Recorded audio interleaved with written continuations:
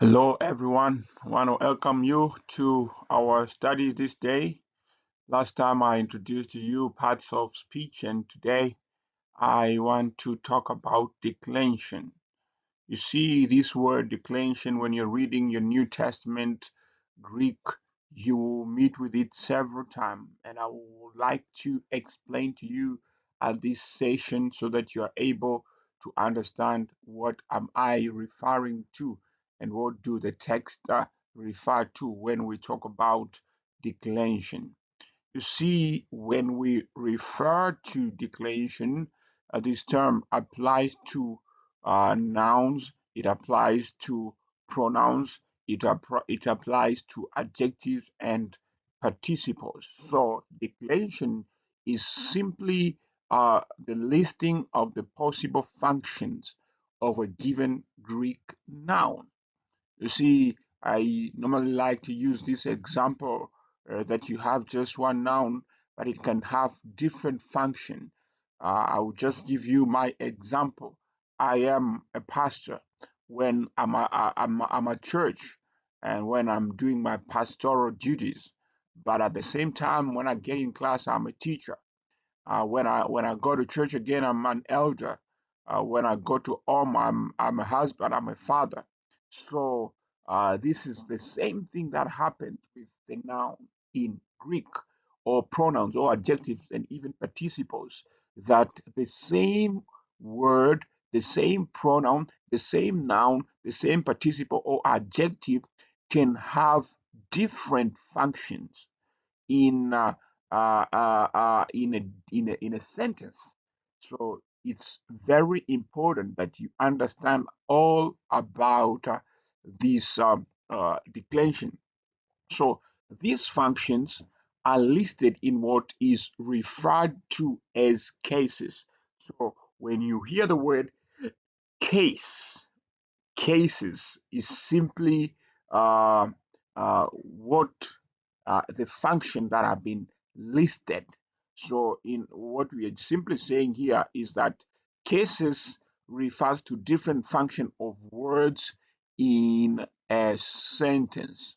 So if you are following me, you understand that when you're talking about declension is simply listing the functions, and those listed functions are the ones that are referred to as cases.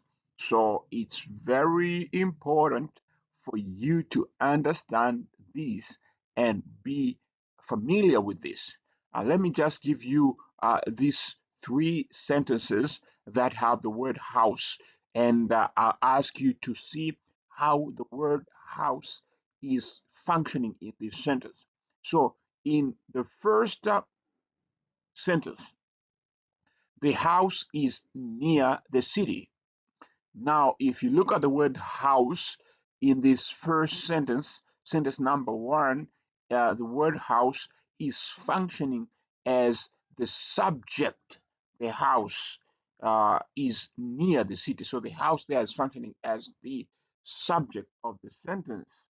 But when you come to the second sentence, the man went into the house, then you understand the word house there is functioning as the object of preposition. And at last, the lightning struck the house. The word house is used there as the direct object of the action struck. What did the lightning struck? The house. So the house there function as the direct object of the action or of the verb struck. So you notice that in all these three uh, three three sentences, the word house has functioned differently. So in Greek, this is what we refer to as declension. When you list the functions, and then that is what we call declining. And when you, the ones that have been listed are the ones that are referred to as cases. You see, in English, you can know all these different functions by the context. But wonderful enough, as you'll be going through Greek, you'll notice that these different cases are determined by by uh, the modified endings of the word. So you find that the word will simply change the ending to indicate different cases or different functions of such a word. So when you're asked to decline a word in Greek, you are simply asked to list all the possible functions of a given Greek noun. So in each form of the declension, the spellings will always be changing. So it's very important that you understand. So those words, those functions that the word does in a section, in a sentence, that is what is referred to as cases. So you see, in English, you have three cases: subjective, objective, and possessive. And some English words change even their form when they switch functions. But when you come to Greek, it will be simply the endings. And I want you to note that very carefully.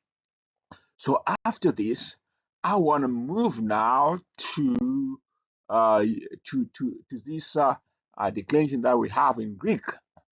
So you can look here at this column. We almost have we have two columns. The first one is the cases, and the second column is showing you the functional name.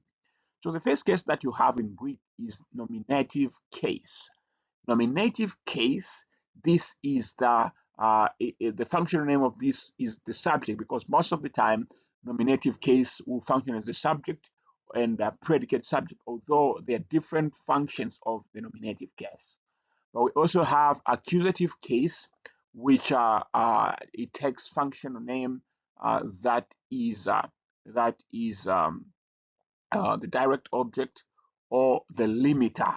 And when we refer to it as a limiter, is simply because accusative case limits the extent of the action. And then we have the dative case, which is taking the functional name of indirect object or preposition. So most of the time, you find out that dative case shows that this word that is in dative case is the indirect object or the preposition. Although we know that other cases may have a preposition too, but it is this case that automatically includes a preposition in the English translation. So it's very important that you understand this. And at the end, you have the genitive case, which is showing possession, or sometimes it indicates separation. So these are mainly functional names for each of these cases: nominative, accusative, dative, and genitive. So as we move forward in our discussion and in our learning of this grammar, you will get to know better about these cases, because we'll be referring to them time after time after time. So it's very important you understand that. Okay, so as we'll be dealing with different functions, I want to just speak a bit about some of them. Especially one of them is the subject. So when the noun function as the subject, as we said that the subject is the person or the thing that does the action. So that means that the subject is that person. So the subject in a sentence is what does the action of the active verb. So it is that which does the action. The subject is usually the first noun or pronoun before the verb in a sentence. For example, when you say City ran to the house, you see when you say City ran to the house. So when you say city, that city acts in this sentence as the subject because it does the action. It does the action. I hope you're following. But we also have a possession. When we're talking about the possession, we are simply referring to the owner of something. When you say she took her book is showing possession. But also separation, as we said, this is something that is referred by such a sentence, like when someone said the man went into the house. So the man went out of the house. So out of the house is a kind of a genitive, but it is showing separation. You see, the man is separated from the house. He went out of the house. So that is what we have there. But also, I talked about preposition. These are phrases that are preceded by, to, at, with, for, by, in, etc. When you have example like this, that God's love is revealed in His Word. So you see the word in is functioning as prepositions. And I said earlier that preposition, they connect words. They show relationship of words. And then when we are referring now to the direct object, this is the person or thing that is directly affected by the action of the verb. In other words, the word that answers what of the verb, that is the direct object. Like in this sentence, when someone says, I eat ugali. So when you don't even answer, I eat what? So ugali. So that which answers what of the verb, that simply is simply uh, it is simply the direct object. So if it's a person, it answers whom of the verb. Jesus loves me. So when Jesus loves, whom does Jesus love? Me. So that is the direct object. So I hope you are following, and I hope that I'm not leaving you behind. So let's move forward a bit and look at this sentence. And you can connect now the entire thing that we've been learning about the figure of speech, the parts of speech, and different function of words. So you have this sentence: the teacher took a book and gave it to the students. So if you are asked to just show the relationship of words in this sentence, what are you going to do? So first of all, you have the subject, which performs the action, and that is the teacher performs the action of the verb, which is took. So the teacher is the subject, but also book, or took book, gave it. So book and it, they function as the direct object. So as I said, the answering the what of the verb. Took what? He took the book. He took what? Uh, handed what? Oh, he gave what? Gave it to the students. So that is the direct object. So you also have the word to the students is the indirect object or the object of preposition. So like you're asking, and he gave it to who? To the student. So that is the indirect object. And then you have possession, which shows the word her book. The teachers owns the book, her book, and gave it to the students. So this is a part of it that shows us how the words, the nouns can have different function, and you can also see several parts of speech in a given sentence. So in Greek, these different functions or declensions, that is the listing of functions of different words uh, are called, we have three patterns, which are called first declension, second declension, and third declension. So in Greek, there are three declension in the New Testament. So that is to say, three ways where you can arrange or show or list different functions. So when you're referring to the first declension, these are words that their stem end in alpha and eta. Like when you have such a word like graphe, so you can see it ends with eta. So this most of these words are feminine, but also we have second declension nouns. These are those words that their stems end with omicron, like the word logos. So you see most of these words are masculine, or some of them are neuter. Some of them are neuter. I hope you're getting me. And the third declension, these are words that their stems end with what? With a consonant. So thank you so much.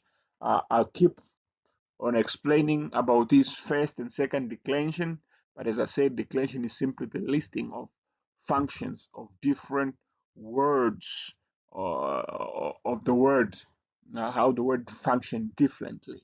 So that is it. So finally, today I'm going to talk about parsing. I'm going to talk about parsing. So in Greek, you meet with this several times.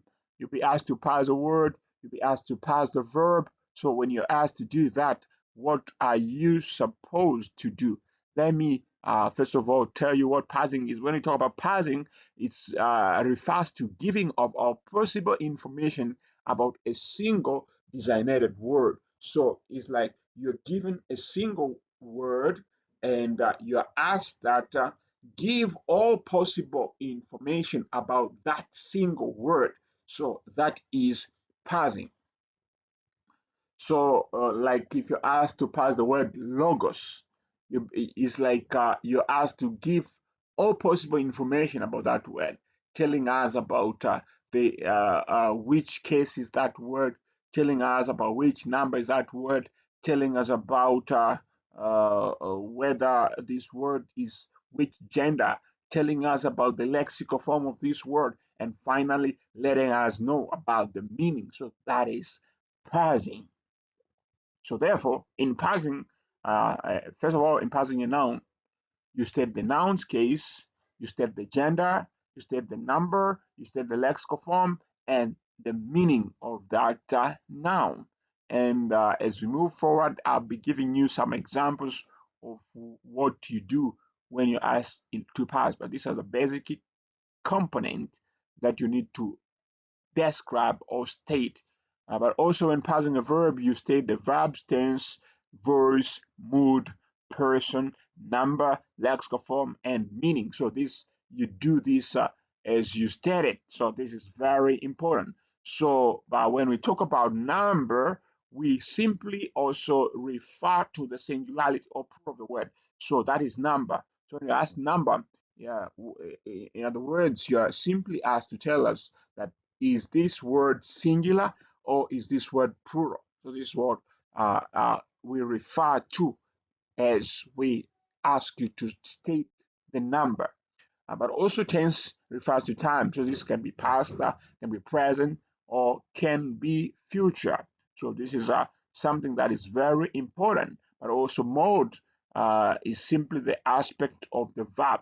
And as we move forward, we are going to get into the details of this wonderful study. So thank you so much for watching, and you're welcome again to a next video where I'm going to introduce to you the endings of first and second declension nouns.